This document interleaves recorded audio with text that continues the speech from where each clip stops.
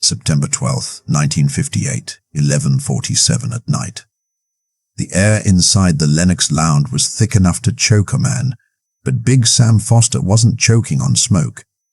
He was choking on the $50,000 promised to him for the life of his best friend. His hand shook as he wrapped his fingers around the pistol grip hidden in his jacket, a cold piece of steel that was about to change Harlem history forever. Before the jazz stops and that hammer falls, make sure you're subscribed to the channel, because in a world of snakes, you need to know how to spot the venom. It was a Friday night in Harlem, and the lounge was alive with the pulse of the city, the smell of expensive cognac mixed with the heavy scent of cigars and the lingering perfume of women in evening gowns. A saxophone player was pouring his soul out on stage, the notes drifting through the haze like ghosts, but Big Sam couldn't hear the music. All he could hear was the pounding of his own heart, beating against his ribs like a trapped bird. He stood near the mahogany bar, nursing a drink he hadn't touched in 20 minutes, his eyes locked on the corner table. Ellsworth Bumpy Johnson sat there, the king of Harlem. He was laughing, his head thrown back, relaxed in a way that only a man who owns the city can be. He was talking to a city councilman, gesturing with a lit cigarette, his back completely turned to the room. To the untrained eye, he looked vulnerable. He looked exposed. He looked like a lamb that had wandered too far from the herd, unaware that the wolf was already inside the pen. But Bumpy Johnson had never been a lamb, and he certainly wasn't unaware. Big Sam took a breath that rattled in his chest. $50,000. In 1958, that was a fortune. Enough money to buy a house in Queens, enough to vanish to Miami, enough to pay the crushing medical bills that were slowly killing his youngest daughter. That was the price the 5 families had put on Bumpy's head, and they had chosen the one man Bumpy trusted with his life to collect it. Sam had been Bumpy's shadow for 5 years. They had eaten at the same tables, driven the same cars, and survived the same wars. Bumpy called him brother, and now that brother was about to become his executioner. Sam took a step forward, then another. The noise of the crowd seemed to drop away, replaced by a high-pitched ringing in his ears. He moved through the tables like a phantom, unnoticed by the revelers, unnoticed by the waiters. He was part of the furniture, the bodyguard who was always there, so nobody looked twice. He was 6 feet away now, then 4, then 2. He stood directly behind Bumpy's chair. The back of Bumpy's neck was right there, an easy target, a point-blank impossibility to miss. The bartender looked up, wiping a glass, and his eyes went wide. He saw the gun coming out of Sam's jacket. He opened his mouth to scream, to shout a warning, to do something, anything, but fear froze the sound in his throat. Sam drew the weapon. It was a .38 Special, the same service revolver he had carried to protect Bumpy 100 times before. He raised the iron, his hand trembling just slightly, and leveled it at the base of Bumpy's skull. The world seemed to stop spinning. This was it, the end of an era. The end of the king. Sam squeezed the trigger. Click. The sound was small, metallic, and terrifyingly final. It wasn't the roar of gunpowder. It was the dry snap of a firing pin hitting nothing. It was a sound that shouldn't have existed. The jazz band stopped mid-note as if the conductor had slashed the air.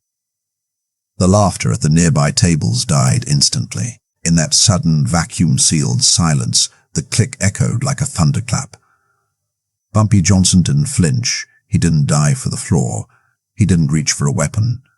He simply set his glass of Hennessy down on the table, very gently, careful not to spill a drop. He turned around in his chair, slowly, deliberately, and looked up at Big Sam.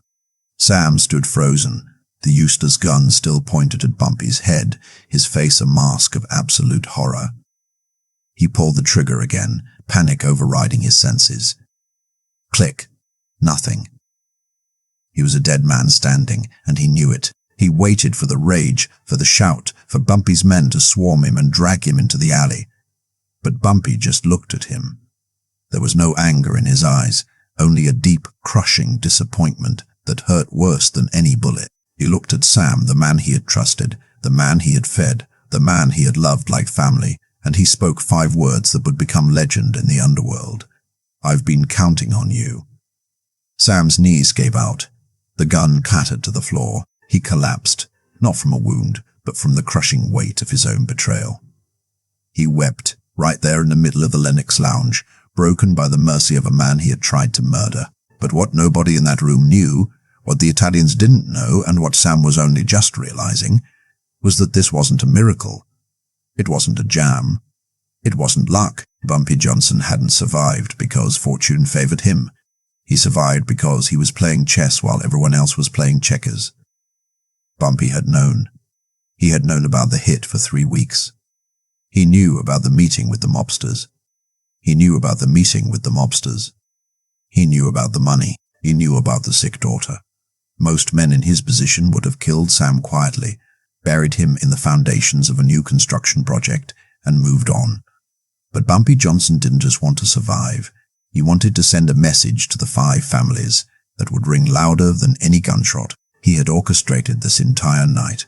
He had let a killer walk up behind him, let him put a gun to his head, and let him pull the trigger, just to prove a point. To understand the sheer, insane brilliance of that moment, to understand how a man modifies his own murder weapon and hands it back to his assassin, we have to rewind. We have to go back to the moment the wolves first started circling Harlem, and the day they made the mistake of thinking Bumpy Johnson was just another gangster. To understand why a man puts a gun to his brother's head, you have to look away from the barrel and look at the map. You have to leave the smoke-filled tension of the Lennox Lounge and look at the streets outside. Because the trigger pulled that night wasn't really pulled by Big Sam Foster. It was pulled by history, by economics, and by a war that had been raging silently for a decade. Harlem in 1958 wasn't just a neighborhood in Manhattan, it was a sovereign nation. It had its own economy, its own laws, and its own king, and that king was sitting on a throne of nickels and dimes that the rest of the world desperately wanted to steal. The lifeblood of the neighborhood was the numbers game, known on the street simply as policy. To an outsider, it looked like small-time gambling, a harmless vice where maids, porters, and factory workers bet pennies on a 3-digit number, hoping for a payout to cover the rent. It seemed insignificant, the kind of money that bankers and Wall Street tycoons wouldn't stoop to pick up off the sidewalk. But Bumpy Johnson knew the truth that the white establishment ignored. He knew the power of volume. Those nickels and dimes, collected from thousands of hands every single day, aggregated into a river of cash that flowed through 125th Street like a flash flood. We are talking about an economy generating the equivalent of $50 million a year in today's money. It was liquid, it was tax-free, it was invisible to the IRS, and it was entirely cash. There were no paper trails, no accountants, and no federal oversight. It was the purest form of capitalism in New York City, and for years it belonged to the people of Harlem. But you cannot hide a pile of gold that large forever, and by the late 50s, the wolves were gathering at the gate. The 5 families of the Italian mob sat in their social clubs in Little Italy and East Harlem, sipping espresso and looking north with hungry eyes. The Genovese, the Gambinos, the Lucissis, they had already devoured Brooklyn. They had a stranglehold on the Jersey docks. They ran the unions in Queens. They were the apex predators of the American underworld, accustomed to taking what they wanted through brute force or political leverage. But Harlem was the one fruit they couldn't pluck. They saw that river of policy money, and they didn't just want to sip.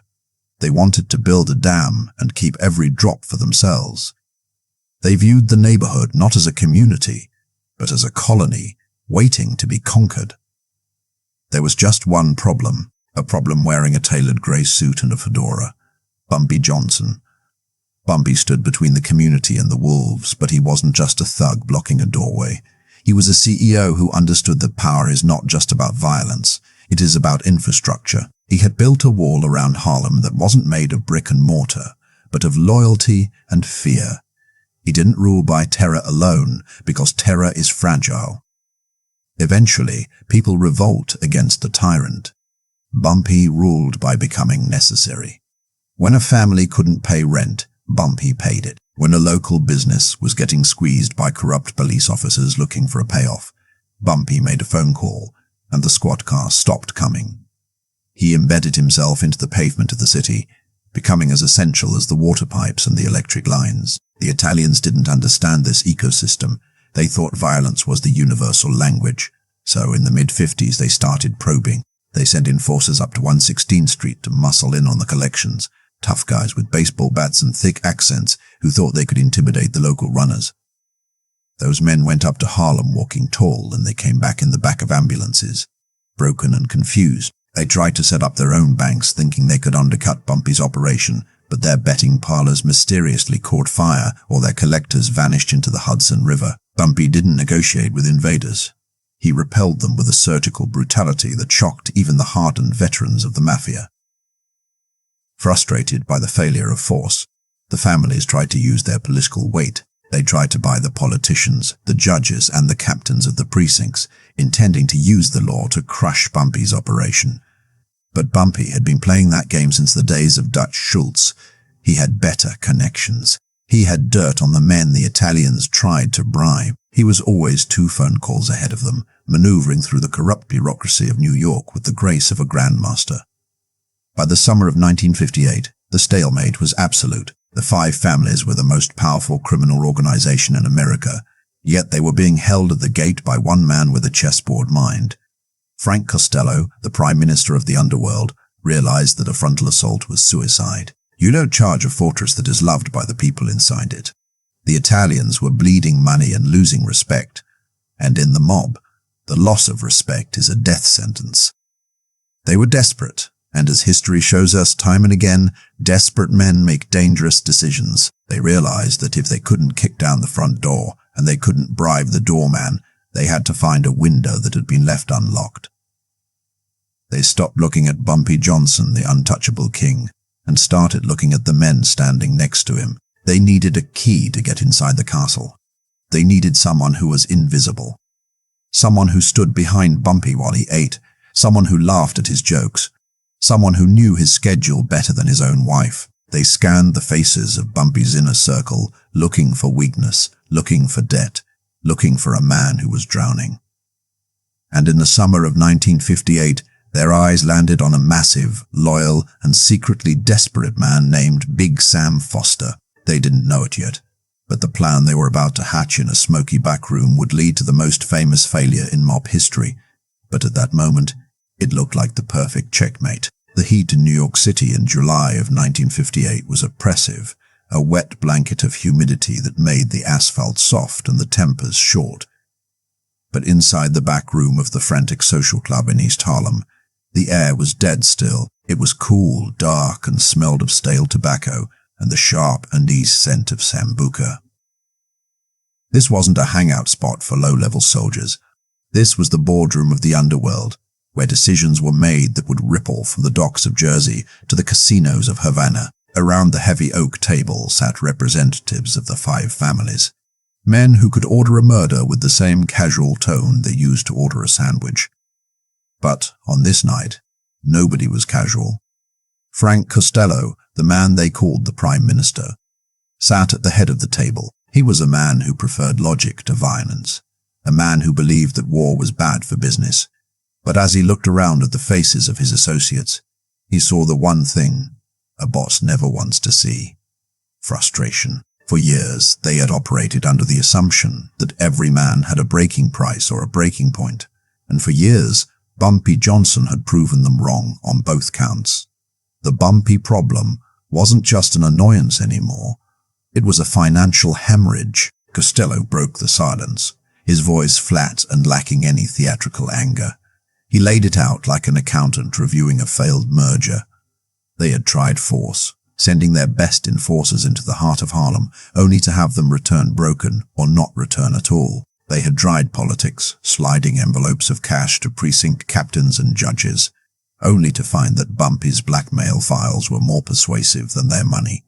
They had tried economic strangulation, cutting off supply lines for liquor and goods, but Bumpy just opened new ones. The man was a fortress without a gate. "He is untouchable from the outside," Costello said, tatting a manicured finger on the table. "We are throwing rocks at a tank. It doesn't matter how many rocks you throw, the tank keeps moving. Carlo Gambino, a man who would eventually rise to become the boss of bosses, leaned forward, the tip of his cigar glowing red in the dim light. He was quieter than the others, more reptilian, a man who thought 5 moves ahead. He understood that when you can't breach the walls, you have to find someone inside to open the door. He posed the question that changed the strategy from warfare to espionage. "If we can't touch him," Gambino whispered, the smoke curling around his face, "we make him touchable. We stop trying to kill the king. We kill the man standing next to him, or better yet, we turn him into the knife." The room shifted. The conversation moved from brute force to psychological warfare. They needed a Trojan horse. They needed someone so close to Bumpy that their presence was invisible.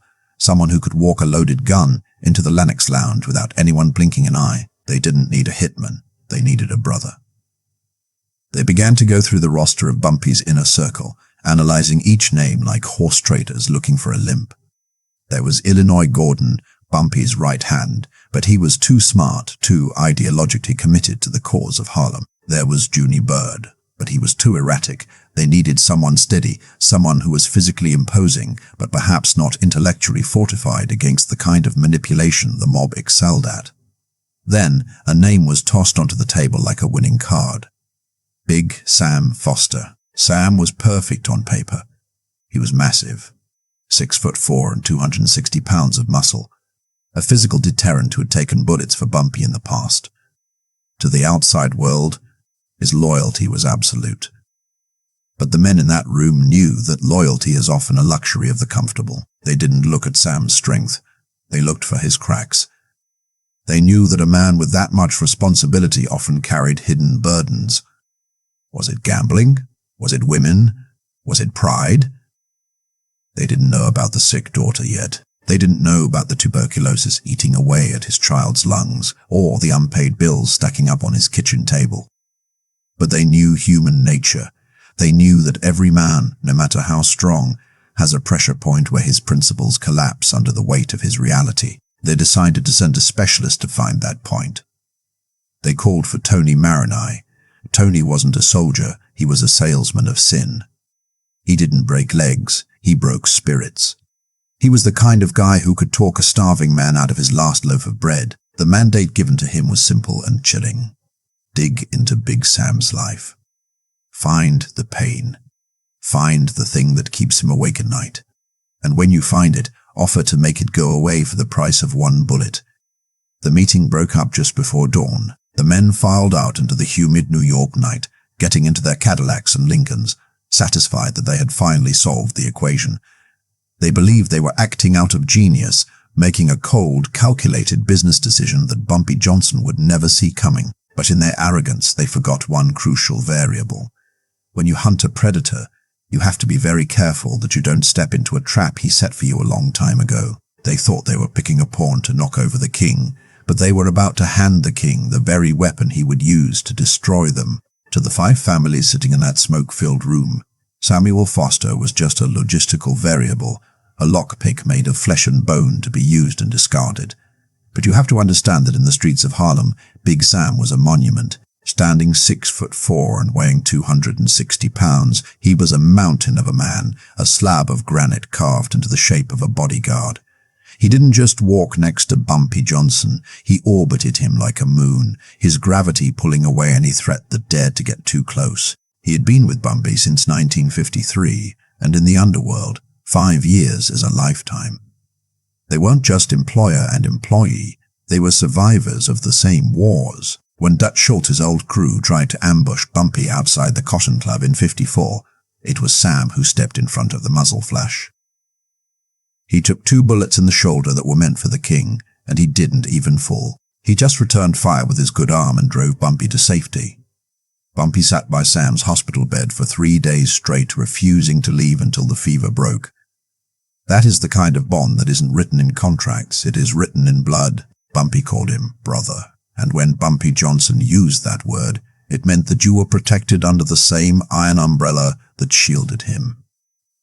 But the tragedy of Big Sam Foster, and the reason he is remembered not as a monster, but as a victim, is that his armor only faced outward. To the world, he was invulnerable, a man who could snap a poor cue like a toothpick and stare down a loaded shotgun. But inside, behind the wall of muscle and the stone-faced glare, Sam was crumbling. He was a man being eaten alive by a force he couldn't shoot, couldn't intimidate, and couldn't punch into submission. Her name was Kesha.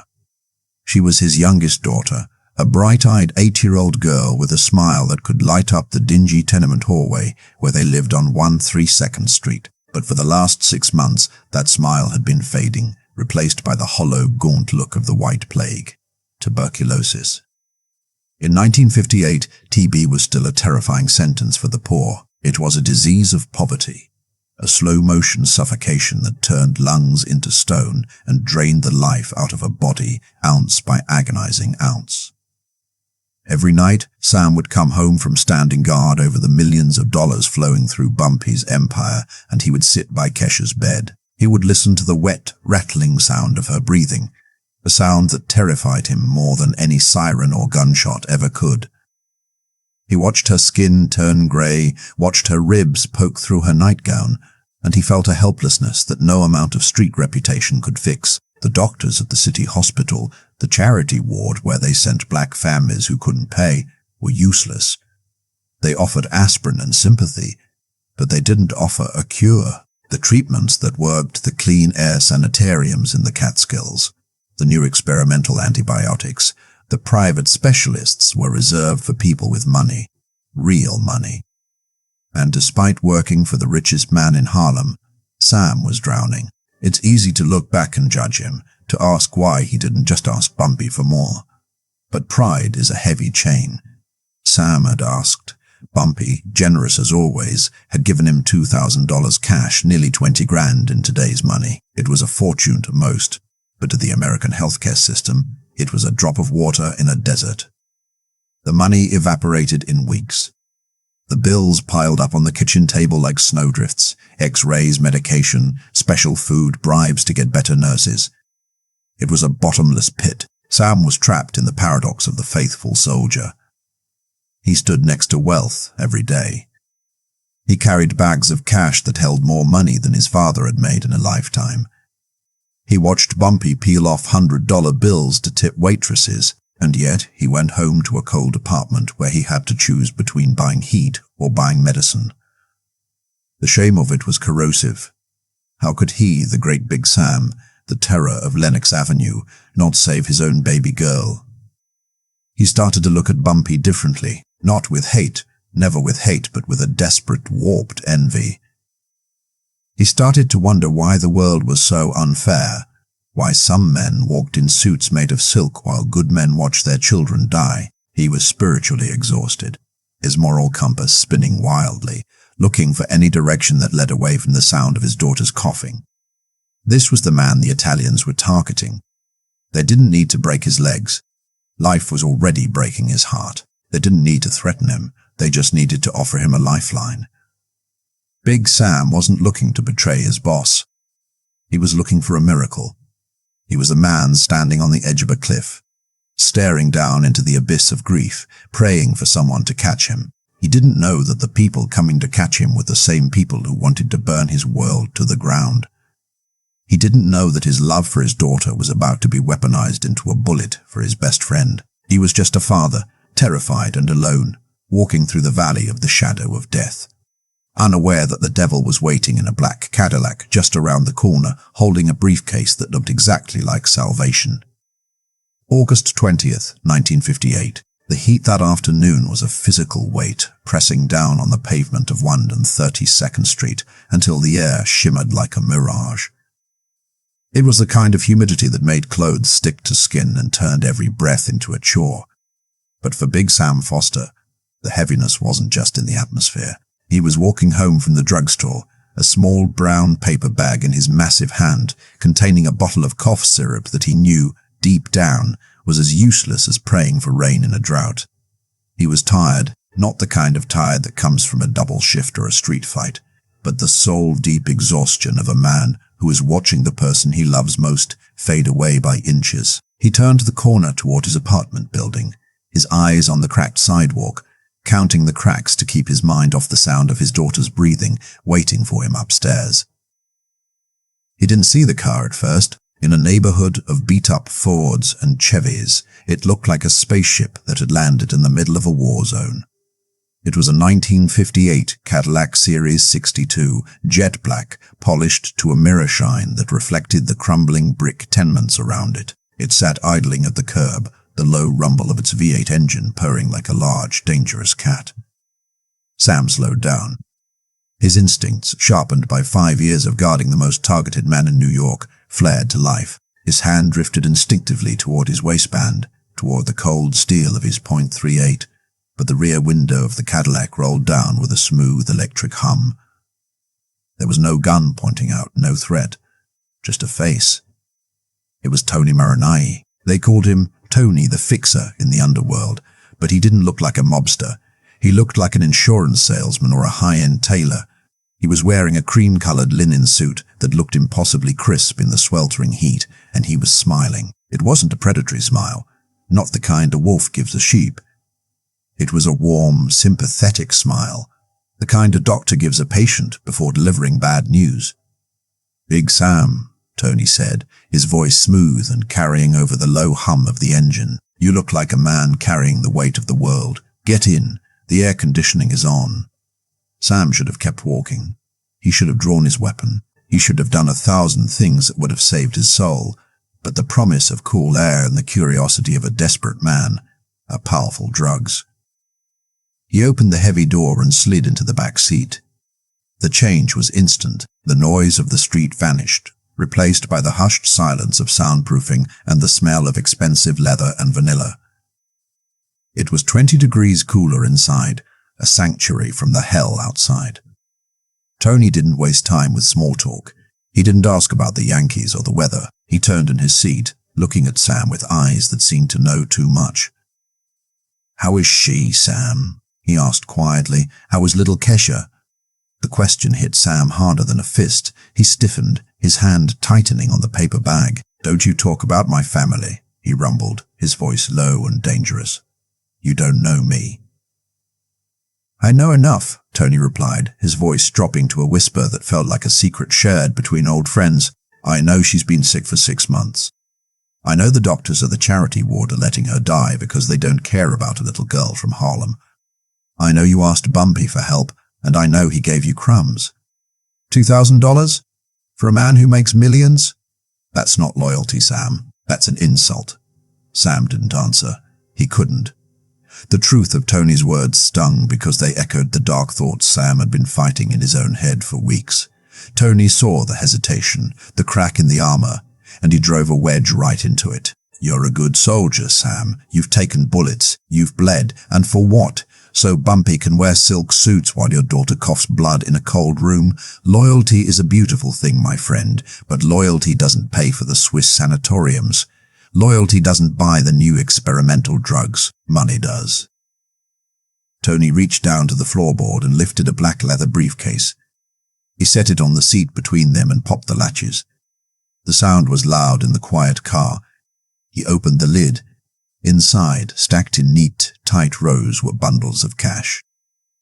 $100 bills, $50,000. In today's economy, imagine opening a briefcase and staring at $500,000 in cold, hard currency. The smell of it filled the car, the scent of ink, paper, and raw power. Sam stared at it. He couldn't help himself. He was looking at his daughter's life. He was looking at a house with a backyard. He was looking at a world where he didn't have to be afraid every time the rent was due. $50,000, Tony said softly. Tax-free, unmarked. Yours, all of it. Enough to fly Kesha to Denver, to Arizona, to Switzerland. Enough to get her the best doctors in the world. She doesn't have to die, Sam. You have the power to save her. You just have to make a choice. Sam tore his eyes away from the money and looked at Tony. "What do I have to do?" he asked, though he already knew. The air in the car suddenly felt colder. "One moment," Tony said, his face hardening, the salesman mask slipping just enough to reveal the shark underneath. "September 12th. Lennox Lounge. You know the routine. You're behind him. You're always behind him. You'll wait for the right moment. One shot to the back of the head. Clean. Quick. Then you walk out the back door. We have a car waiting. By sunrise, you and your family are on a plane to Miami. New names. New papers. A fresh start. And if I say no, Sam whispered. Tony closed the briefcase with a snap. Then you get out of this car. You go upstairs. You give your daughter that cough syrup, and you watch her die. And then you go back to work for Bumpy, knowing that you could have saved her, but you chose to save a gangster instead. That's the choice, Sam. It's not about betrayal. It's about who you love more, the man who pays you peanuts, or the little girl who calls you daddy. The silence that followed was heavy enough to crush a man's spine. Sam looked at the briefcase, then at the door handle. He was standing at the crossroads of his life. One road led to honor and grief. The other led to shame and survival. He didn't say yes. He didn't take the money. Not then. I need to think, Sam said, his voice shaking. Take your time, Tony smiled, knowing he had already won. But don't take too long. Kesha doesn't have that much time. Sam opened the door and stepped back out into the brutal heat of 132nd Street. The humidity hit him like a physical blow. The Cadillac pulled away, sliding silently into traffic, disappearing like a dark dream. Sam stood on the sidewalk, the paper bag with the cough syrup still clutched in his hand. He looked up at his apartment window. He hadn't taken the money, and he hadn't agreed to the hit. But as he walked toward the front door, he realized with a sickening feeling that the seed had been planted. The image of those stacks of bills was burned into his retina, superimposing itself over everything he saw. He didn't know it yet, but he had just let the devil in. He thought he could wrestle with the temptation, thought he could find another way, but the poison Tony had poured into his ear was already working its way into his bloodstream. Little did he know that as he walked up those stairs, he wasn't just walking toward his apartment. He was walking into a mental prison that would torture him for the next 3 weeks. A prison where the only key was a trigger pull. The human mind is a fortress, designed to keep out fear and doubt. But once you let a single thought of betrayal inside, it spreads like a virus. For 3 days after Tony Maroney drove away in that black Cadillac, Big Sam Foster didn't sleep. He lay awake in the suffocating heat of his apartment, staring at the cracked plaster of the ceiling, listening to the two sounds that defined his existence, the rhythmic ticking of a cheap clock and the wet, labored breathing of his daughter in the next room. The briefcase full of money wasn't physically there, but its ghost was sitting in the corner of the room, glowing with a terrible, seductive light. $50,000. It was a number that danced behind his eyelids every time he blinked. A number that whispered to him that he was a failure of a father for even hesitating. The war inside Sam's head wasn't a loud battle. It was a slow, agonizing erosion of his soul. Every time he looked at Kesha, he didn't just see a sick child anymore. He saw a price tag.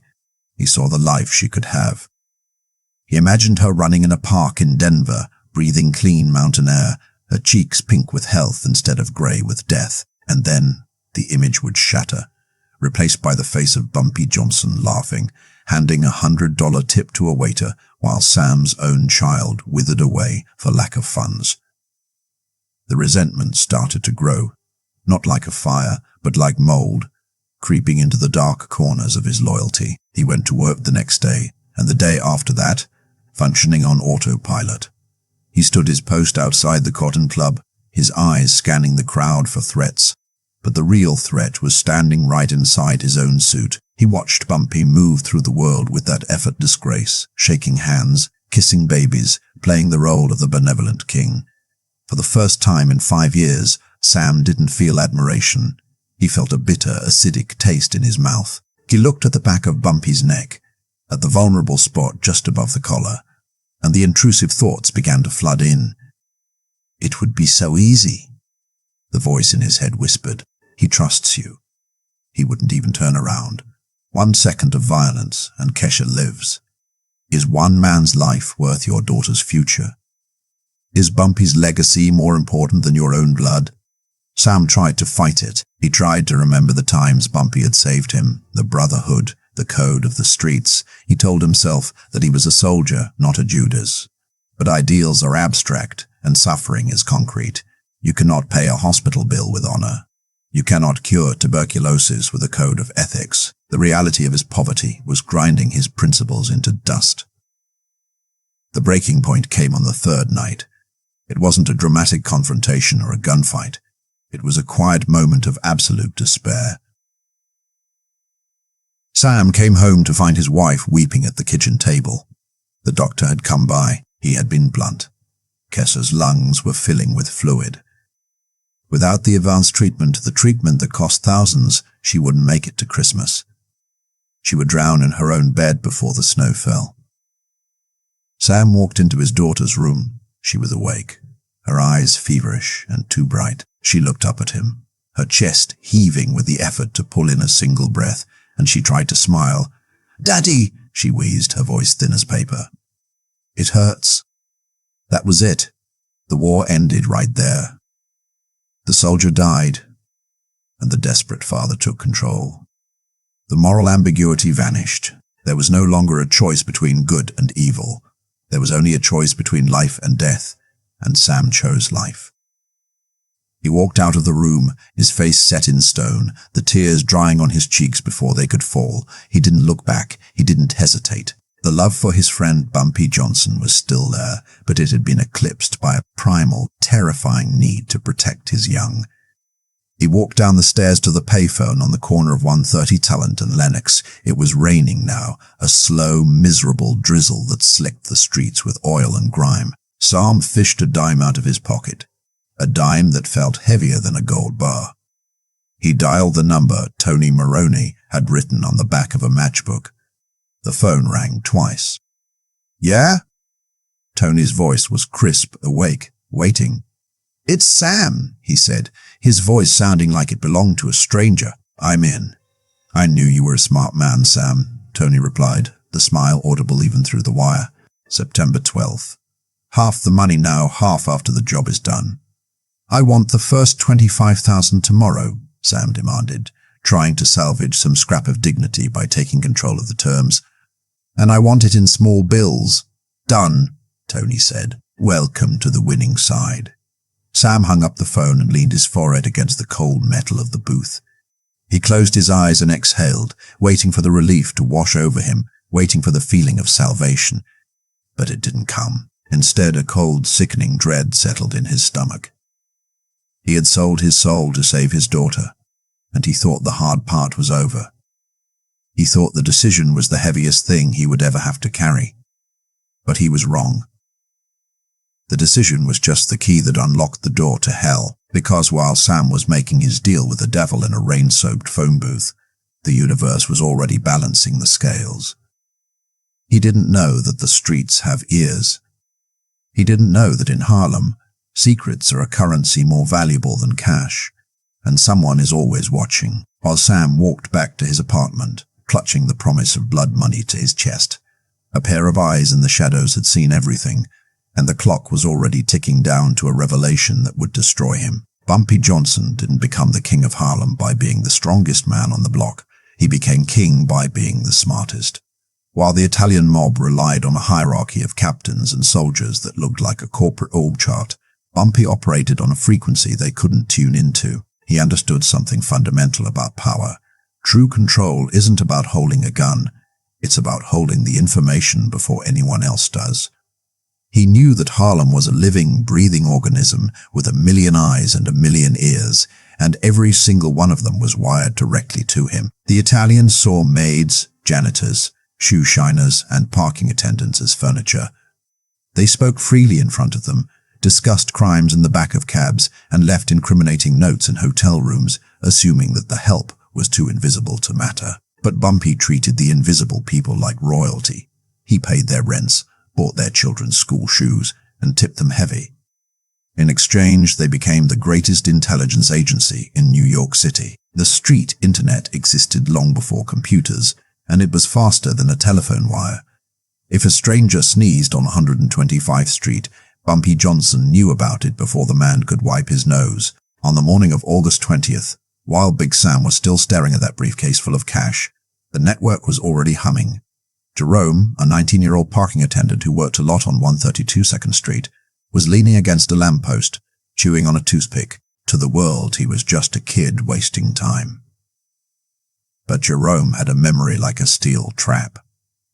He watched the black Cadillac pull up.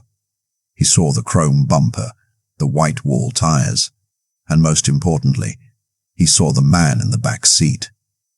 He recognized Tony Marinai. Jerome had parked Tony's car 3 weeks ago at a club downtown and remembered the face of the man who had stiffed him on a tip.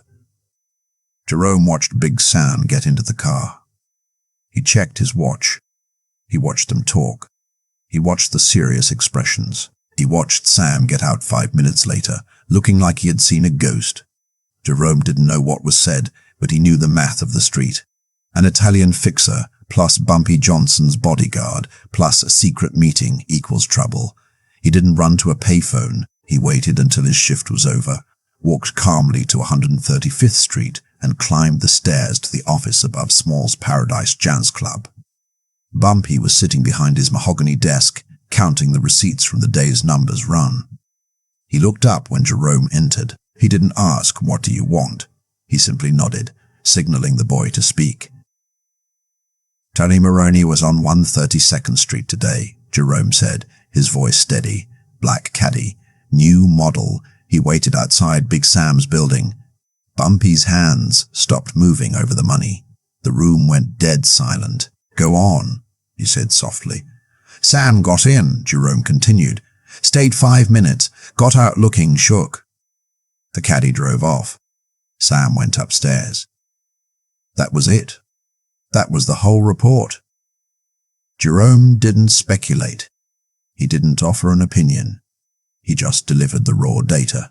Bumpy opened his desk drawer, pulled out a crisp $50 bill, 2 weeks' wages for a kid like Jerome, and slid it across the desk. "You didn't see anything. You weren't there. Go buy your mother something nice." "Yes, sir, Mr. Johnson." Jerome took the money and vanished, slipping back into the stream of the city. Bumpy sat alone in his office for a long time. The jazz from the club below vibrated through the floorboards, a low, thumping bass line that matched the rhythm of his thoughts.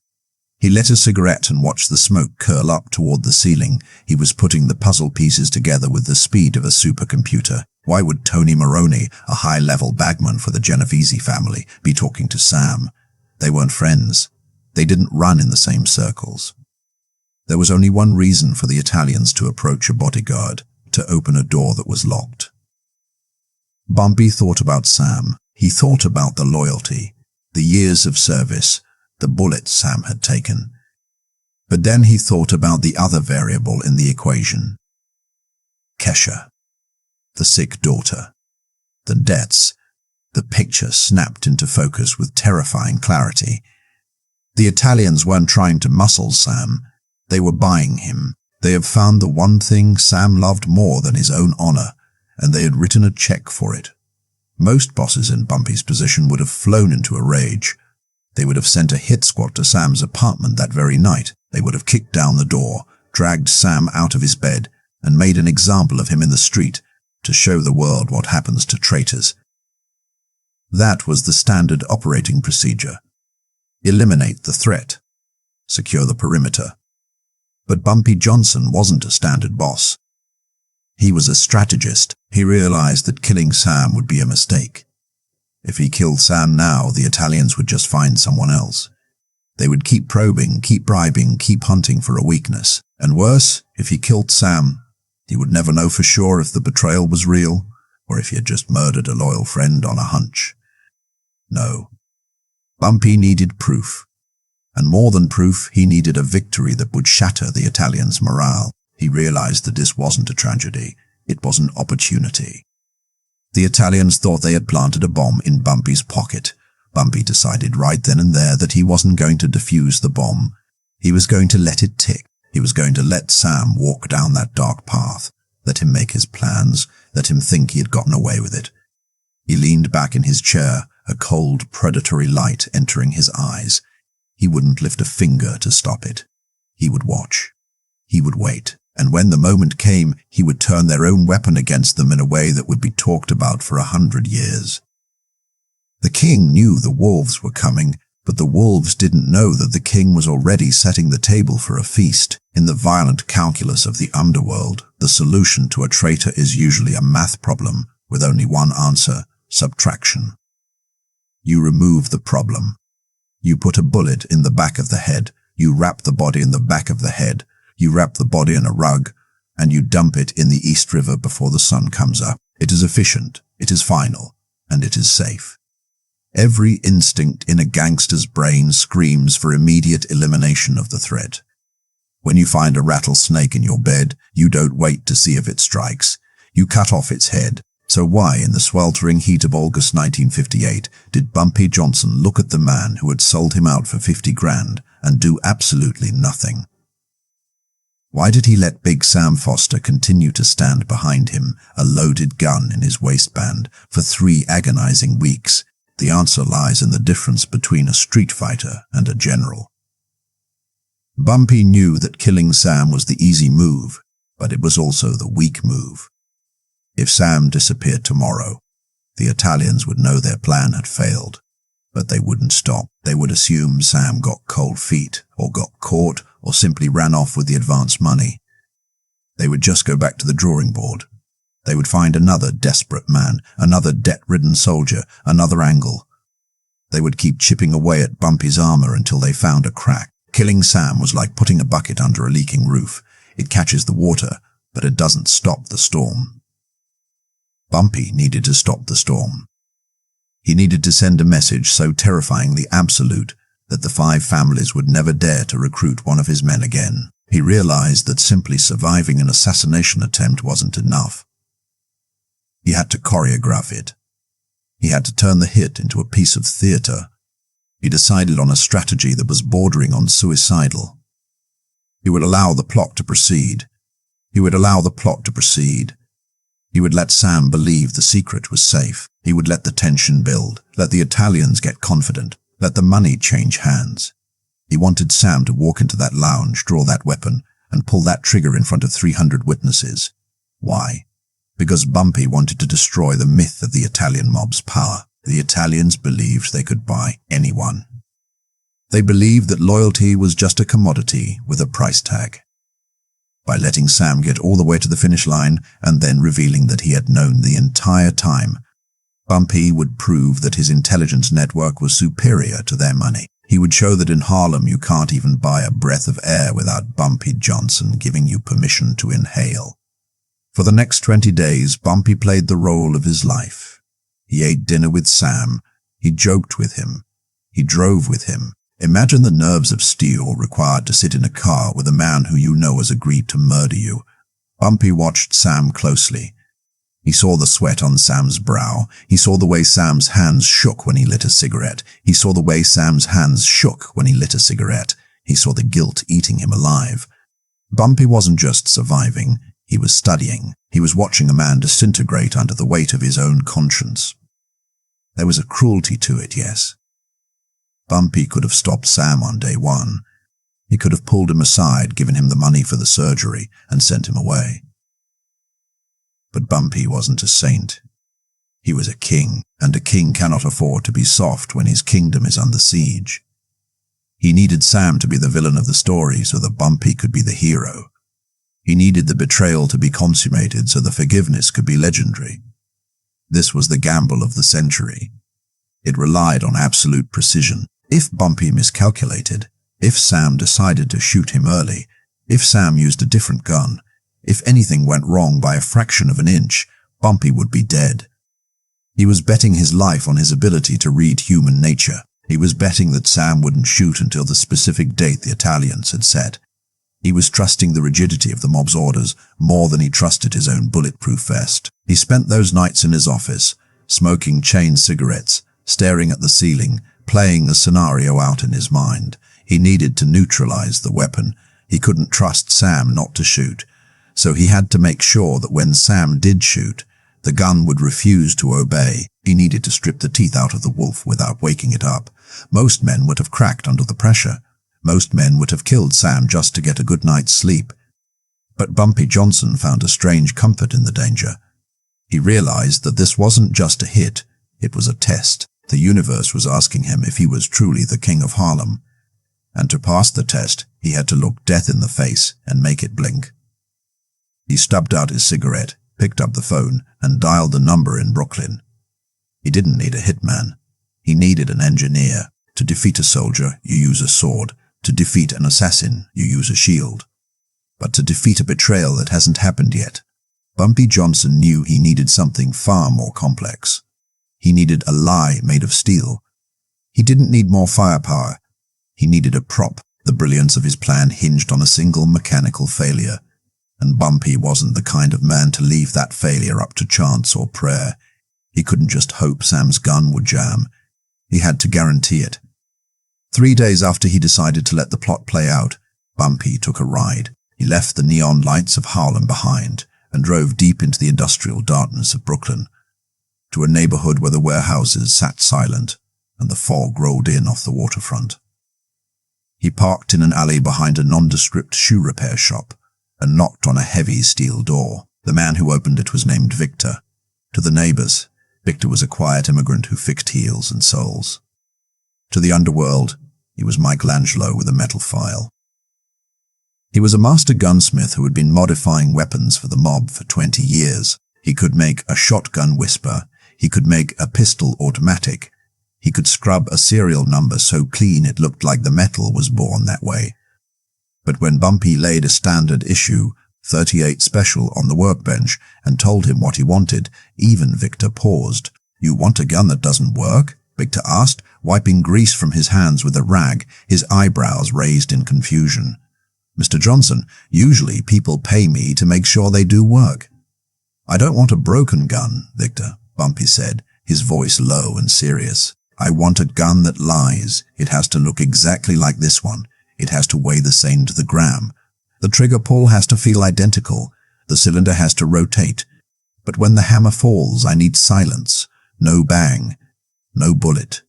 Just a click." Victor picked up the revolver. He spun the cylinder. He understood the gravity of the request immediately. This wasn't a toy. This was a magic trick where the price of failure was a funeral. "If the balance is off by an ounce," Victor muttered, examining the weapon under a harsh desk lamp, "he will feel it. A man knows his own gun like he knows his wife's hand. If the trigger is too loose, he will check it. If the hammer doesn't snap, he will know it's been tampered with." "That's why I came to you," Bumpy replied. "Can you do it?" Victor didn't answer. He just put on his spectacles and went to work. For the next 72 hours, the gunsmith performed a surgery of microscopic precision. He took a brand new 38 Special, identical in make and model to the one Big Sam carried, and he began to dismantle it. He didn't just remove the firing pin. That would have been too obvious. If Sam looked at the gun, he would see the hole.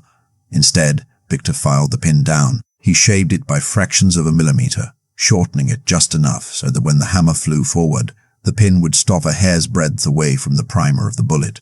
It would look perfect. It would move perfect. It would move perfect. It would move perfectly, but it would strike nothing but air. Then came the acoustics. A dry fire sounds different than a live fire, but Bumpy needed the mechanical sound to be convincing enough to mask the lack of an explosion for that split second. Victor adjusted the tension on the mainspring. He weakened it, softening the blow of the hammer so that the metal-on-metal impact wouldn't ring too hollow. He weighted the grip with lead shavings to match the exact heft of a fully loaded weapon, compensating for the weight difference of the internal modifications. When Bumpy returned 3 days later, the gun was sitting on the velvet cloth of the workbench. It looked lethal. It smelled of gun oil. Bumpy picked it up. He felt the cold steel. He sighted down the barrel. He cocked the hammer. The sound was crisp clack. He squeezed the trigger. Click. It was a masterpiece of deception. It was a weapon that had been neutered, a tiger with its teeth pulled out, but to the naked eye, it was still a man-eater. Bumpy looked at Victor. "It's perfect." "It is a dangerous game you are playing," Victor said, accepting the envelope of cash Bumpy handed him. "Even a blank gun can get you killed if the other guy has a real one." "He won't have a real one," Bumpy said. pocketing the dummy weapon. Not by the time I'm done. Bumpy walked out into the Brooklyn night with the fake gun heavy in his coat pocket. He had the prop. Now he needed the stage. He had to figure out a way to switch this dummy gun with the real loaded revolver that Big Sam carried every single day. And he had to do it without Sam, who was paranoid, guilty, and watching his back, noticing a thing. It was a heist where the target wasn't a bank vault, but a holster on a man's hip. And the deadline was fast approaching. Stealing a man's loyalty is easy. All you need is a checkbook and a moment of weakness. But stealing a man's gun, that requires a magician. And on September 8th, 1958, Bumpy Johnson had to pull off the greatest magic trick of his life. He had the dummy weapon in his pocket. Victor's masterpiece of engineering. But it was useless unless he could get it into Big Sam's holster without the bodyguard noticing. This was the most dangerous part of the entire operation. Big Sam wasn't a fool. He was a veteran of the streets. He knew the weight of his iron, the smell of it, the way it sat against his hip. If Bumpy tried to make the switch while Sam was sleeping, he risked waking him up. If he tried to do it in the car, he risked being seen. He needed Sam to voluntarily leave his weapon behind, and for a man like Sam, being unarmed was like being naked. Bumpy devised a scenario that was legally airtight. At 9 a.m. he called Sam into his office. He handed him a thick, sealed envelope. "Sam," Bumpy said, his voice businesslike and calm, "I need this delivered to the clerk at the Bronx County Courthouse. It's for Judge Miller. It's sensitive. But listen to me, do not carry. The marshals are checking everyone at the door today. If they catch you with a piece, you go back to jail, and I can't bail you out of a federal charge." It was a perfect lie. The courthouse was the one place a gangster couldn't bring his tools. Sam nodded, accepting the logic. "I'll leave my piece at home, boss. I'll be back by noon." Sam walked out, got into his car, and drove north. He didn't know that he wasn't delivering legal papers. He was delivering a stack of blank takeout menus sealed in a frantic attempt to buy time. The moment Sam's taillights disappeared around the corner of 125th Street, Bumpy moved. He didn't send a burglar. He didn't send a low-level thief. This was personal. Bumpy Johnson, the king of Harlem, walked down the street to Sam's tenement building himself, accompanied only by Illinois Gordon, the only other man on earth he trusted with his secret. They slipped through the front door of the building and walked up the 3 flights of stairs that smelled of boiled cabbage and old mop water. Illinois Gordon picked the lock on Sam's apartment door in 10 seconds flat. They stepped inside, and the reality of Sam's life hit Bumpy like a physical slap. The apartment was stiflingly hot. The paint was peeling off the walls in long leaden strips. On the kitchen counter, there were no groceries, just rows of amber medicine bottles, pills, and tonics, the futile arsenal of a father trying to fight a plague with pocket change. The apartment was empty. Sam's wife was at the market, and Kesha was at the clinic. Bumpy moved to the bedroom. He knew exactly where Sam kept his service revolver when he was off duty or clean. He knelt down and pulled a beat-up cardboard shoebox from under the bed. He opened the lid. There it was. The .38 Special. The gun that was destined to kill him in 4 days. It looked innocent lying there, nestled in an old rag. Bumpy picked it up. He felt the weight of the betrayal in his hand. But then he saw something else. Next to the gun, inside the same box, was a thick brown envelope. Bumpy opened it. Inside was $25,000. The advance payment, the blood money. Illinois Gordon looked at the cash, his eyes narrowing. "We should take it," he whispered. "It's dirty money, Bumpy. We should take it and leave him nothing." Bumpy looked at the cash, then at the gun, then around at the poverty of the room. "No," Bumpy said, placing the money back exactly as he found it. "If we take the money, he panics. If he panics, he becomes unpredictable. Let him keep it. Let him think he's safe. I don't want his money, Gordon. I want his soul." Bumpy reached into his coat pocket and pulled out Victor's dummy gun. He placed it in the shoebox, nesting it into the rag so it sat at the exact same angle as the real one. He took the real gun, the lethal one, and shoved it into his waistband. The switch was done. It had taken less than 2 minutes. They backed out of the apartment, locking the door behind them. They walked back out into the sunshine of Harlem. Two men in expensive suits, leaving a building where dreams went to die. When Big Sam came home 2 hours later, frustrated by the long line at the courthouse, he went straight to the bedroom. He checked the box. He saw the gun. He saw the money. He let out a sigh of relief. He picked up the weapon and slid it into his holster. He felt the weight. It felt right. He checked the cylinder. It was loaded. He had no idea that he had just strapped a paperweight to his hip. He had no idea that the mechanism inside had been neutered by a genius in Brooklyn. He thought he was carrying death, but he was carrying a practical joke. The stage was now set. The actors were in place. The props were ready. All that was left was the performance. Bumpy Johnson went back to his office, poured himself a drink, and looked at the calendar. September 12th was circling closer like a shark. He had disarmed the assassin, but he still had to survive the moment. He still had to sit in that chair, turn his back, and wait for the click. The heist was over, but the psychological torture was just beginning. September 12th, 1958. The day dawned grey and humid, the kind of New York morning that feels like a wet wool blanket draped over the city. But for Big Sam Foster, the sun might as well have been blacked out entirely. This was the day the calendar had been marching toward with the relentless precision of a drumbeat. He woke up early, long before the alarm, his stomach twisted into a knot of nausea and adrenaline. He looked at his hands.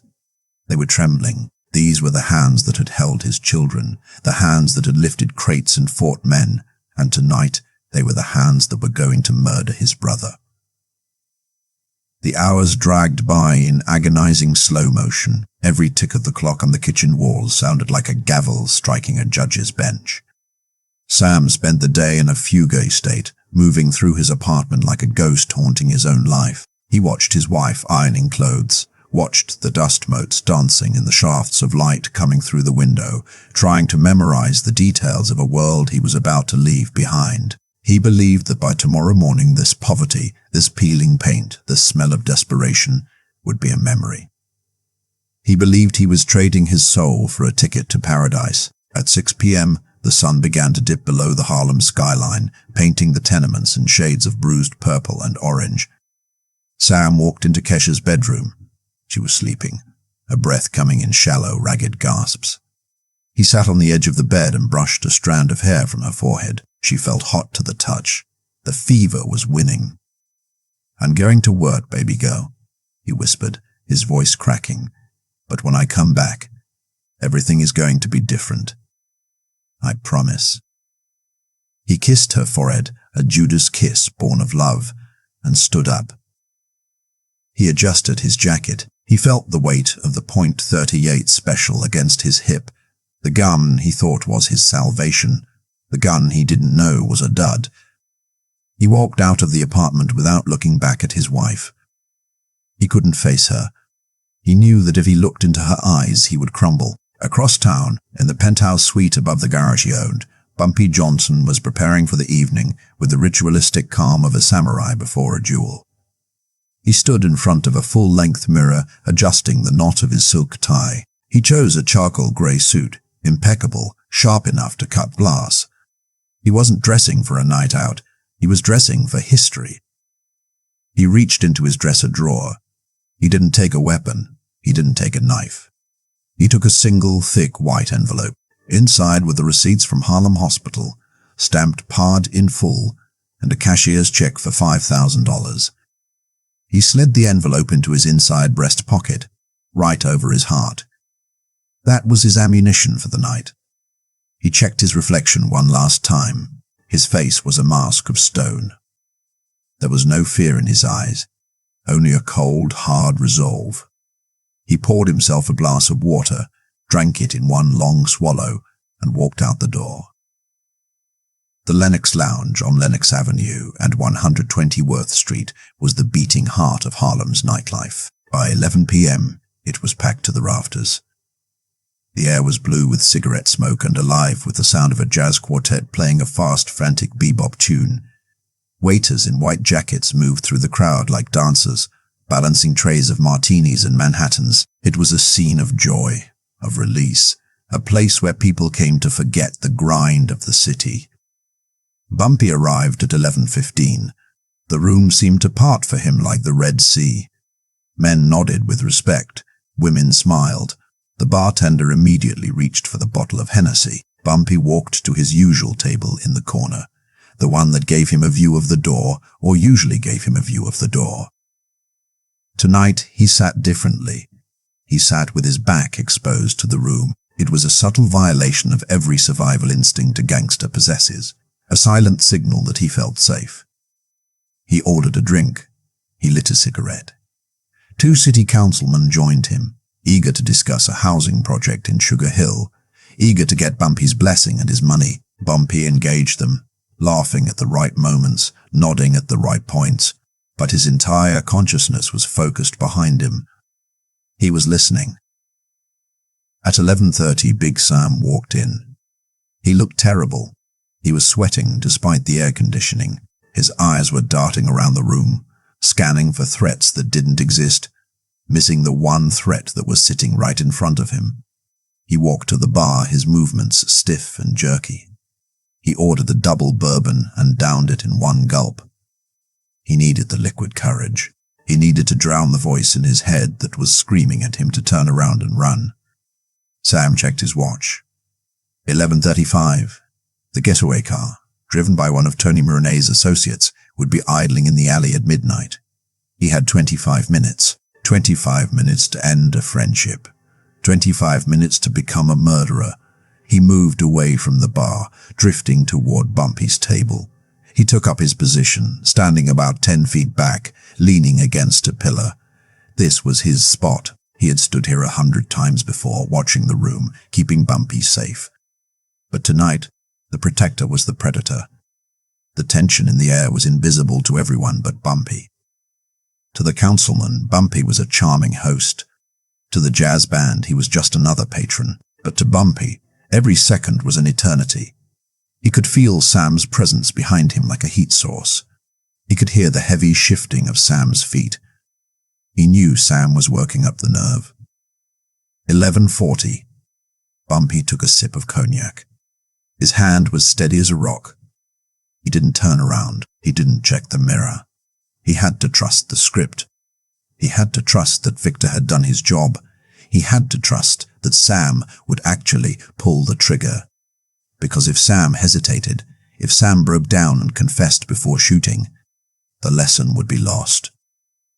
Bumpy needed the attempt. He needed the betrayal to be absolute. 11:45. Sam finished his second drink. He wiped his mouth with the back of his hand.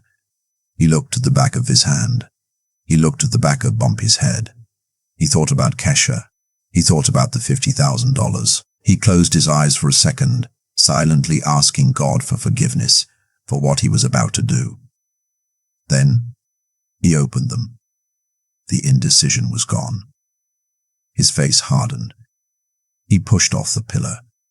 He took a step, then another. The noise of the club seemed to fade into a dull roar. He slipped his hand inside his jacket. His fingers found the checkered grip of the revolver.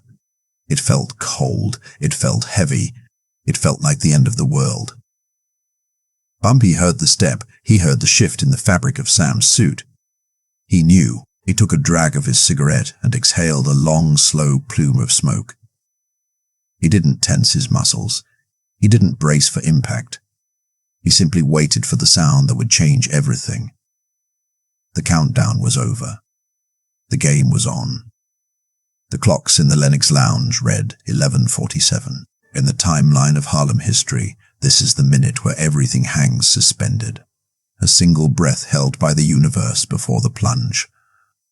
To the 300 people in the room, it was just another minute of jazz and gin. But to Big Sam Foster, it was the longest minute of his life. He moved through the crowd like a sleepwalker waking up in a nightmare. The noise of the club, the clinking glass, the laughter, the saxophone faded into a dull, underwater hum. All he could hear was the rushing of blood in his ears, a sound like a subway train roaring through a tunnel. His vision narrowed. The peripheral details of the room vanished. The tables, the lights, the women in their dresses, they all dissolved into grey static. The only thing in focus, the only thing that existed in the entire world, was the back of Bumpy Johnson's head. Sam was 4 feet away now, close enough to smell the smoke from Bumpy's cigarette. Close enough to see the stitching on his collar. He stopped. This was the kill zone. This was point blank. His hand went into his jacket. The movement was practiced, smooth, the muscle memory of 5 years of service taking over. He gripped the handle of the .28 Special. His palm was slick with sweat, but his grip was firm. He drew the weapon. The bartender, a man named Marcus who had been pouring drinks at the Lennox for 20 years, looked up at that exact second. He saw Big Sam, the loyal dog, standing behind his master. He saw the gun rise. Marcus's eyes went wide, white circles of panic in the dim light. He opened his mouth to scream, to shout, "Gun!" or "Get down!" but the air wouldn't come. He was paralyzed by the sheer impossibility of what he was seeing. It was like watching a man's own right arm try to strangle him. Sam raised the gun. He leveled the sights at the base of Bumpy's skull. His arm didn't shake. The adrenaline had frozen his nerves into a state of hyper-clarity. He wasn't thinking about his daughter anymore. He wasn't thinking about the money. He was thinking about the mechanics. Squeeze, recoil, run. Inside the gun, the mechanism that Victor the gunsmith had surgically altered was waiting. As Sam began to apply pressure to the trigger, the cylinder rotated. The next chamber, loaded with a live round, locked into place behind the barrel. The hammer began to rise, pulling back against the mainspring. Sam squeezed, 4 pounds of pressure. The sear released. The hammer snapped forward with lethal speed. It was a mechanical action that had happened millions of times in the history of violence. Metal striking metal to ignite a primer, to burn powder, to send lead flying faster than the speed of sound. But this time, physics failed. The hammer fell. It struck the transfer bar. The firing pin surged forward, hungry for the primer of the bullet, but Victor had filed that pin down by exactly 2 millimeters. It was a gap smaller than the thickness of a coin, but it was the distance between life and death. The pin stopped. It kissed the air just shy of the bullet. Click. It wasn't a bang. It wasn't a roar. It was a sharp, dry snap. In the cacophony of the nightclub, that click should have been swallowed up. But the universe has a sense of irony. At that precise second, the jazz band ended a song. The drummer hit the final crash cymbal, and the room fell into that brief, expectant silence before applause. And in that silence, click. The sound echoed off the tin ceiling. It was the loudest sound Sam had ever heard. It vibrated up his arm. His brain couldn't process it. He expected the kick of recoil. He expected the spray of blood. He expected chaos. Instead, he was standing there in the quiet, holding a gun that had refused to kill. Panic, cold and sharp, spiked in his chest. A misfire, a bad round. Sam didn't think. He reacted. He squeezed the trigger again, desperately. The cylinder turned. The hammer rose. The hammer fell. Click. And again. Click. 3 times. 3 failures. The probability of 3 consecutive misfires with factory ammunition is statistically 0. This wasn't bad luck. This was sabotage. The realization hit Sam like a physical blow to the stomach. The room seemed to tilt. He looked at the gun in his hand as if it had turned into a snake. He looked at the bartender who was staring at him with his mouth open. And then he looked at Bumpy. Bumpy hadn't moved. He hadn't ducked. He hadn't flinched at the sound of the hammer falling inches from his brain. He was sitting there, calm as a statue, holding his glass of cognac mid-air. He took a slow, deliberate sip. He set the glass down on the table with a soft clink that sounded like a judge's gavel. Sam's breath caught in his throat. His heart hammered against his ribs so hard he thought it would crack them. He lowered the gun. His legs felt like water. He understood now. He understood why the gun didn't work. He understood why the gun didn't work. He understood why Bumpy was so exposed. He understood that he hadn't walked into an assassination. He had walked into an execution, and he was the one on the chopping block. The silence stretched out, agonizing and perfect. 300 people were starting to turn. They saw the gun. They saw the bodyguard. They saw the king. They saw the tableau of betrayal frozen in time. And then Bumpy Johnson began to turn his chair round. The silence in the Lennox Lounge wasn't just quiet, it was heavy.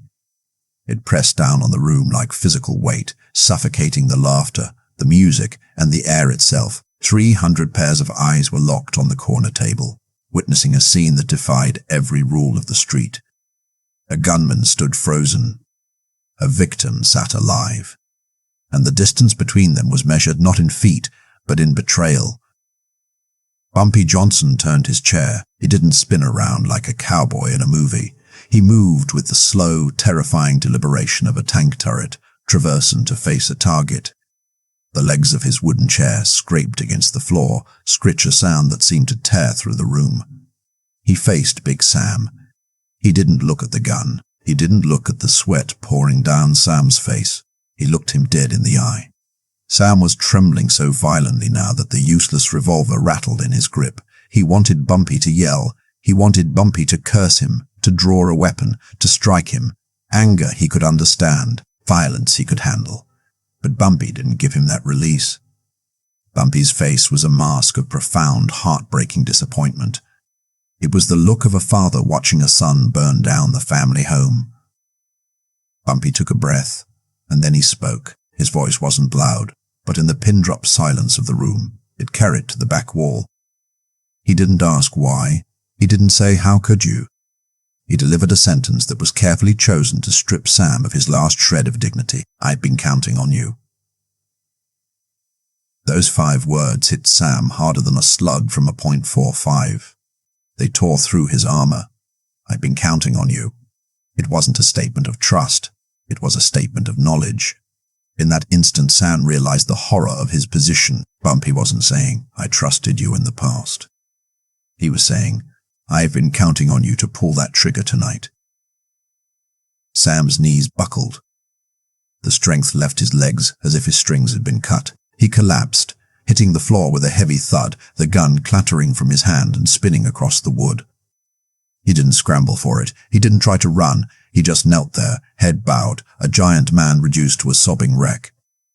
"I'm sorry," Sam choked out, the words wet with tears. "Bumpy, I'm sorry. My girl, my little girl." "I know," Bumpy said.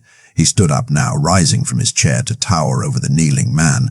He adjusted his suit jacket, smoothing the lapels. "You think I don't know about Kesha? You think I don't know she's coughing blood? You think I don't know about the $50,000 in that briefcase?" A gasp went through the room. The audience, the hustlers, the players, the politicians suddenly understood. This wasn't just a failed hit. This was a setup. Bumpy Johnson had known the price on his own head, down to the penny. Sam looked up, his eyes red and confused. You knew?" "I knew before you took the money, Sam," Bumpy said, his voice dropping to a register of cold steel. "I knew when Tony Maroney got in your car. I knew when you called him back. I knew when you picked up that advance. I watched you for 3 weeks. I ate with you. I drank with you. And I waited. I waited to see if you were a man or a rat." Bumpy stepped closer, his polished shoe inches from Sam's hand. "I gave you every chance to come to me. I gave you 3 weeks to say, 'Boss, I'm in trouble. Boss, they're squeezing me.' If you had asked, I would have given you the world. But you didn't ask. You sold me. You sold 5 years of brotherhood for a stack of paper." The cruelty of the truth washed over Sam. He realized that his secrecy had been a delusion. He had been living in a glass house, and Bumpy had been watching him undress his soul every single night. The shame was absolute. He covered his face with his hands, weeping openly, the sound of his grief echoing off the walls. Bumpy looked around the room. He made eye contact with the councilman, with the bartender, with the terrified patrons. He wanted them to see this. He wanted them to see that betrayal doesn't end in glory. It ends in the dirt. "Stand up," Bumpy commanded. Sam struggled to his feet, unsteady, wiping his face with a shaking hand. He looked like a man marching to the gallows. He expected the order to come next. Take him out back. Finish it. But Bumpy Johnson wasn't done. Death was too easy. Death was final. Bumpy wanted to leave a ghost haunting the streets of New York, a living testament to the folly of crossing the king. He reached into his inside pocket. He didn't pull out a weapon. He pulled out the white envelope. He held it up for a second, letting the light catch it, before tossing it onto the table next to Sam's spilled drink. "Pick it up," Bumpy said. Sam hesitated. He reached out with a trembling hand and took the envelope. It was thick. He opened it. His eyes widened. He pulled out the papers. He saw the hospital letterhead. He saw the PARD stamp. He saw the check for the family. "Why?" Sam whispered, his voice barely audible. "I tried to kill you, because your daughter isn't a rat," Bumpy replied, his voice softening just a fraction, revealing the complex moral code that made him a legend. "She didn't betray me. You did. I paid her bills this morning. She's going to get the treatment. She's going to live." Sam stared at the papers, his mind unable to reconcile the mercy with the sin. He looked at Bumpy, and for the first time he saw the man not as a boss, but as something terrifyingly superior. "But you," Bumpy continued, the ice returning to his tone, "you are dead to Harlem. You are dead to me. You are going to take your family. You are going to take that blood money the Italians gave you, and you are going to vanish. Tonight. If the sun comes up and you are still in New York, the next gun won't click." Bumpy turned his back on Sam again, returning to his drink as if the conversation was over. "Get him out of my sight," he said to the air. Sam stood there for 1 second longer, clutching the receipt for his daughter's life, holding the proof of his own failure. Then he turned and ran. Big Sam Foster, the toughest bodyguard in Harlem, ran out of the Lennox Lounge like a frightened child, disappearing into the night, leaving behind nothing but a silence that felt like a church and a legend that would last forever. The door of the Lennox Lounge swung shut behind Big Sam Foster, cutting off the humid night air and sealing the room back into its smoky, stunned silence. The man was gone, running into the darkness to collect his family and vanish from the face of the earth. But the object he had clutched in his trembling hand, the white envelope, seemed to linger in the room like a physical presence. To the 300 people watching, that envelope was a magic trick. They had expected a bullet. They had expected a beating. They had expected the kind of visceral, bloody justice that the streets usually demand. Instead, they saw a man try to murder the king, and the king handed him a gift. It was confusing. It was disorienting. It broke the binary code of the underworld that said you either kill or be killed. But to understand the true weight of that envelope, we have to look inside it. We have to look at the papers that Sam was now clutching to his chest as he ran down 125th Street. Inside wasn't just money, it was a receipt. That morning, 12 hours before the hit, while Sam was agonizing over his decision, Bumpy Johnson had walked into the administrative office of Harlem Hospital. He wasn't wearing his gangster face. He was wearing his community face. He walked up to the billing clerk, a woman who had spent years watching poor families turned away, and asked for the file of Kesha Foster. When the clerk hesitated, Bumpy didn't threaten her. He didn't slam a gun on the counter. He simply placed a stack of cash on the desk. "She has tuberculosis," Bumpy said quietly, "and her father is indisposed. I'm taking care of the dead." He paid every cent. The x-rays, the medication, the bed fees, the projected costs for the next 6 months of treatment at a specialist facility upstate. He paid it with the casual grace of a man buying a newspaper. He asked for a receipt, stamped and dated. Then he wrote a personal check for $5,000, enough to feed a family for a year, and slicked it in with the receipt. Why? Why save the daughter of the man who was sharpening a knife to put in your back? Because Bumpy Johnson operated on a moral plane that the Italian mob couldn't comprehend. The Italians believed in vendetta, blood, root and stem. If a man crosses you, you kill him, you kill his brothers, you burn his house. It is a philosophy of total scorched earth. But Bumpy believed in justice. And justice, true justice, requires precision. He knew that Kesha was innocent.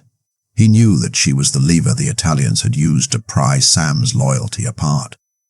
If Bumpy had let her die, or if he had punished Sam by hurting his family, he would have been no better than the wolves waiting at the gate. He would have been just another thug. By saving the girl, Bumpy wasn't just doing a good deed. He was proving a point.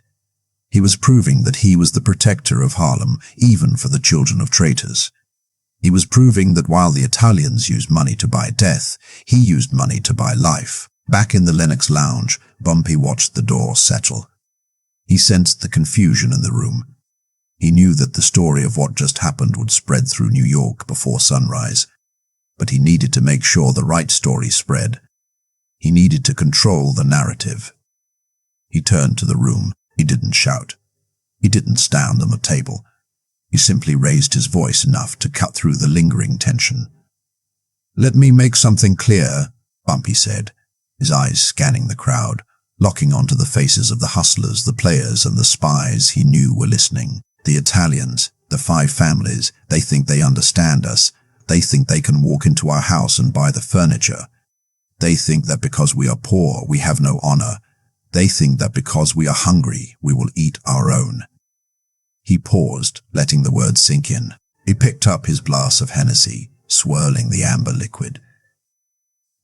"They found a man with a sick child," Bumpy continued, his voice hardening, "and instead of helping him, they used him.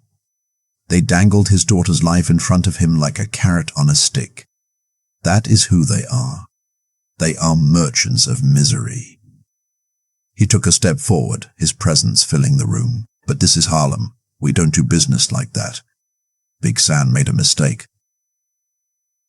A bad mistake, and he paid for it with his home. He paid for it with his name. But we do not kill children for the sins of their fathers. We are not animals. We are not them." The room was so quiet you could hear the ice melting in the glasses. The people were captivated. They were witnessing the construction of a myth in real time. Bumpy wasn't just a gangster anymore. He was a statesman. He was framing the conflict not as a turf war over numbers and drugs, but as a cultural war between the cold, transactional nature of the mob and the communal code of Harlem. "Harlem is not for sale," Bumpy declared, his voice ringing with finality. "It never was. It never will be. And anyone who thinks they can come up here and turn brother against brother, anyone who thinks they can buy our loyalty with a suitcase of cash, they are going to learn what Big Sam just learned." He raised his glass high. "We are not the ones who need protection. They are." "To Harlem," Bumpy toasted. "To Harlem," a voice shouted from the back, then another, then the whole room. "To Harlem, to Bumpy." The cheer that went up wasn't the raucous yelling of a party. It was the deep, guttural roar of a people who had just been reminded of their own worth. The jazz band kicked back in, hitting a triumphant swinging rhythm. The drink started pouring again. The tension broke, replaced by a fierce, electric pride. Bumpy sat back down. He took a sip of his drink. His hand was still steady. He didn't smile. He knew the war wasn't over. He knew the Italians would be furious. He knew Frank Costello would be screaming in a back room somewhere in Manhattan, but he also knew that he had won a victory tonight that bullets couldn't buy. He had won the people. He had shown them that he was the only thing standing between them and the abyss. He had turned an assassination attempt into a coronation. As the night wore on, Bumpy remained at his table holding court, but his mind was already moving to the next move on the chessboard. He knew that when the story reached the Italians, the story of the dummy gun, the unpaid hit, the paid hospital bill, it would do more damage than a car bomb. It would humiliate them. It would make them look incompetent, cruel, and ultimately powerless. And he was right. Because across town, the phone was already ringing in Frank Costello's apartment. The news was traveling fast. The news was traveling fast.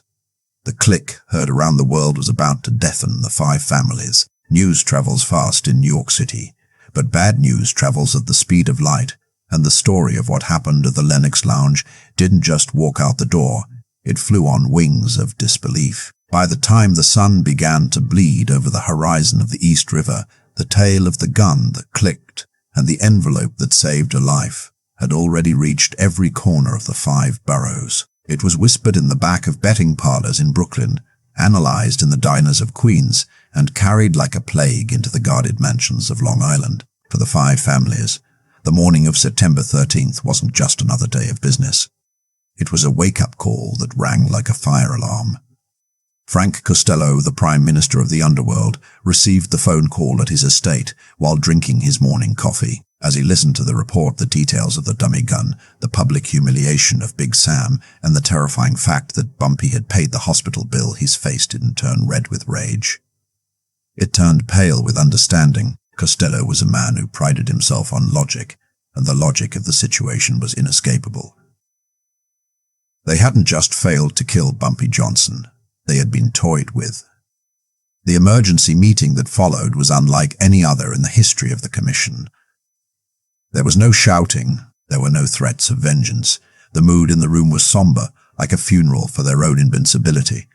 Carlo Gambino, the cunning strategist who would later rule the entire commission, sat in a cloud of cigar smoke and spoke the hard truth that nobody else wanted to admit. "We are fighting a ghost," Gambino said, his voice quiet and deadly serious. "Every time we move, he is already there waiting for us. We send in forces, he breaks them. We try to buy his men, he turns them against us. We spend $50,000 on a hit, and he spends $5,000 to make us look like fools. This man is not playing by our rules. He is rewriting the book while we are still trying to read the first chapter." The realization was bitter. The Italian mob was the most powerful criminal organization on the planet. They had judges in their pockets, politicians on their payroll, and armies of soldiers at their command. But in Harlem, all of that power evaporated. Bumpy Johnson had proven that territory isn't about geography, it's about the people.